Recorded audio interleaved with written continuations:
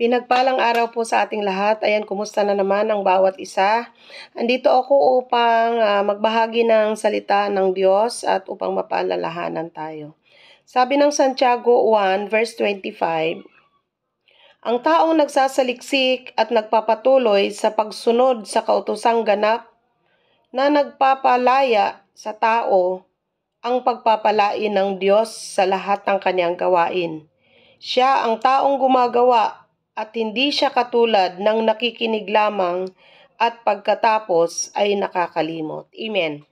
Purihin ang pagkabasa ng salita ng ating Panginoon. So, dito po pinapaalalahanan tayo ng Panginoon kung paano tayo dapat magpapatuloy sa pag-alam, pagsasaliksik ng salita ng Panginoon. Dahil kapag tayo'y patuloy na nagkakaroon ng karunungan, kaalaman mula sa salita ng Panginoon, naiintindihan natin kung gaano kahalaga ang buhay, nalalaman natin kung ano ba talaga ang layunin ng buhay natin sa mundong ito.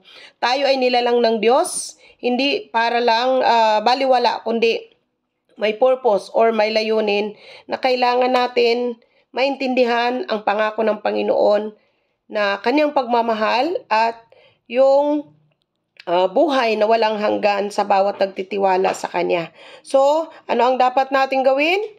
Kailangan nating makinig ng salita ng Diyos at huwag nating kakaligtaan. Huwag tayong gumaya sa mga taong nakakaalam ng katotohanan, ngunit nakakalimutan. Ikaw at ako, magkaisa po tayo, magtulungan. Alamin po natin ang katotohanan, magsaliksik po tayo ng salita ng Diyos. Manalangin tayo. Panginoon, salamat o God sa oras na ito. Salamat muli sa kapangyarihan ng banal mong salita na paalala sa bawat isa sa amin.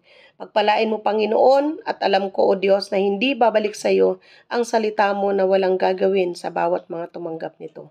Lord, ito ang aking panalangin sa pangalan ng Ama, ng Anak at ng Espiritu Santo, sa pangalan ni Jesus. Amen. Amen.